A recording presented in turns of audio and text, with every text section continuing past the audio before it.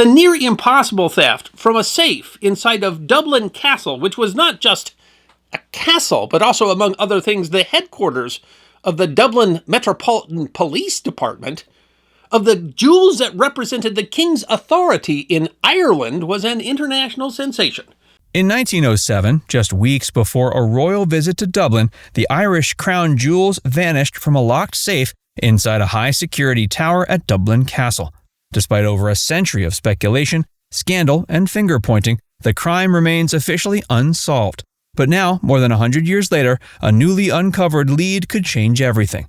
Today, we're taking a closer look into the history of the theft, the key suspects, the controversial cover-ups, and how this latest development may finally crack one of Ireland's most enduring mysteries. The Irish crown jewels. The term crown jewels often conjures images of Britain's imperial regalia, but the Irish crown jewels were a separate, though equally symbolic, set of regalia. Officially known as the insignia of the Order of St. Patrick, the set included a star and badge encrusted with nearly 400 diamonds, rubies, and emeralds, all mounted in gold and silver. The star alone held a massive Brazilian diamond at its center. Established in 1783, the Order of St. Patrick was created by King George III as Ireland's answer to England's Order of the Garter and Scotland's Order of the Thistle. It was bestowed upon members of the Anglo-Irish aristocracy loyal to the crown. By the early 20th century, though rarely used, it remained a potent symbol of British rule in Ireland. The jewels were typically locked away in a secure vault within the Bedford Tower at Dublin Castle, which served as the administrative centre of British power in Ireland. The tower was also home to the Office of Arms, led at the time by the Ulster King of Arms, Sir Arthur Vicars. A theft with no forced entry. The disappearance was discovered on July 6, 1907, when Vicars' office staff noticed the safe in the strong room had been opened and the jewels gone. No signs of forced entry were found, and no alarms were triggered. The safe had 2 keys. One was held by Vicars, the other by the assistant inspector of the castle.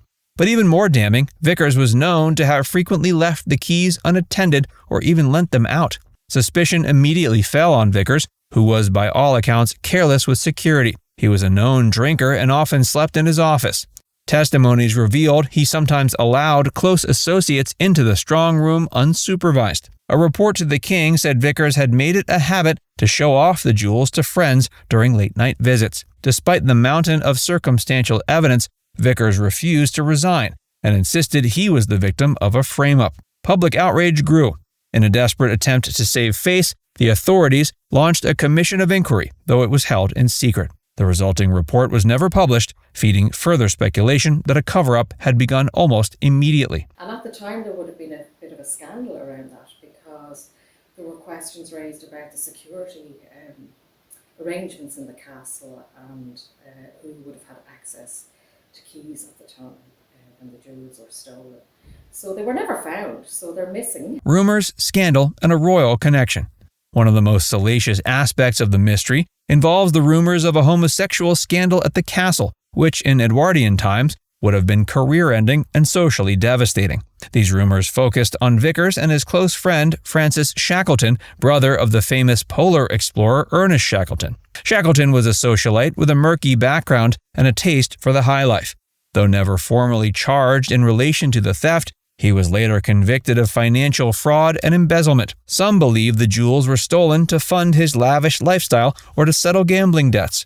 Adding to the theory was Shackleton's close relationship with Captain Richard Gorges, a British Army officer known for his violent temper and questionable activities. Gorges had previously been involved in an attempted blackmail case, and his name surfaced more than once during the unofficial investigations. Both men were believed to be part of a social circle that included frequent visits to the castle. A botched investigation and a political minefield. The commission of inquiry into the theft yielded no results. It ended in confusion and silence, with Vicars dismissed from his post but never officially accused. In fact, the episode was treated more as an embarrassment than a serious crime.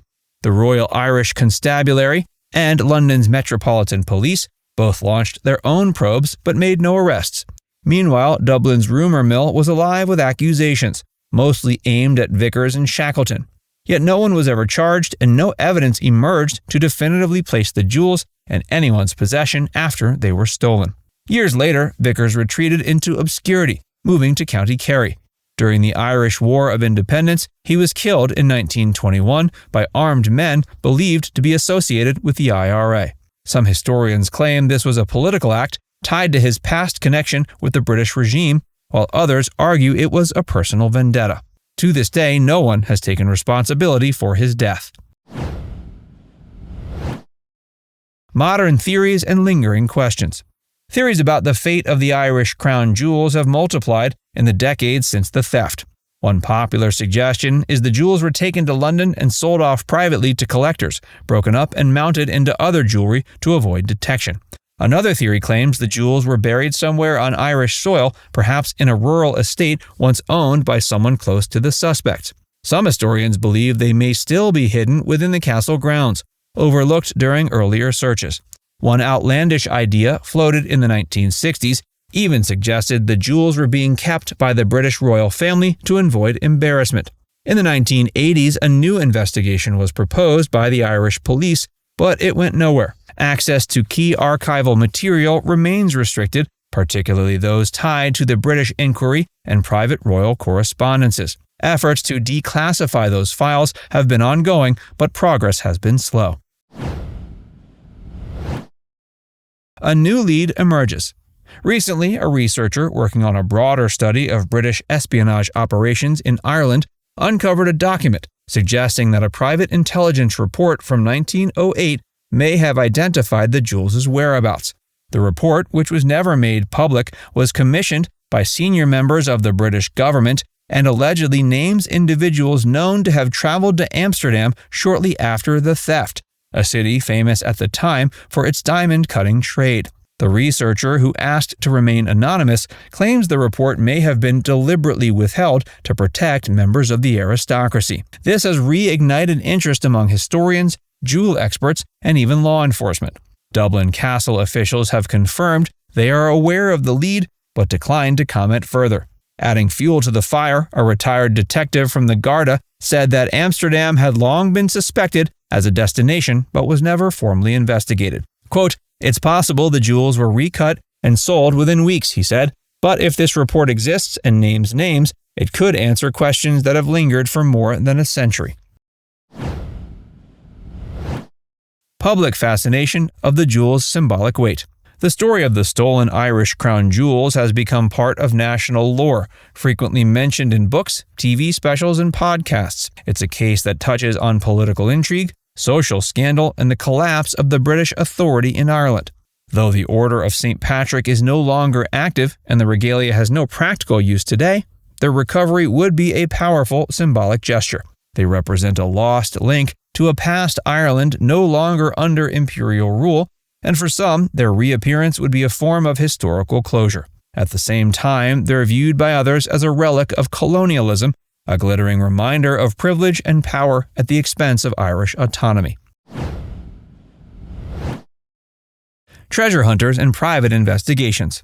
Over the past century, amateur sleuths, historians, and even self-described treasure hunters have tried to track down the missing regalia. Several books and documentaries have re-examined the evidence, and private collectors have long speculated that portions of the jewels might surface at auctions misidentified as other antique pieces. Some believe the gems were separated from their original settings and smuggled into private hands. International auction houses have quietly examined pieces believed to be of interest, though none have ever confirmed a connection to the Irish crown jewels. Recently, one independent historian used AI imaging and historical gem catalogs to compare diamond patterns from photos taken in 1905 with those on file in European archives. While the tech is still evolving, it raised questions about a particular star brooch sold in the 60s. The brooch's provenance is unclear, and some features align with the stolen badge. That brooch is now believed to be in a private collection in the United States. Now it's time to hear from you. Do you think they'll ever be found? Let us know in the comments section below.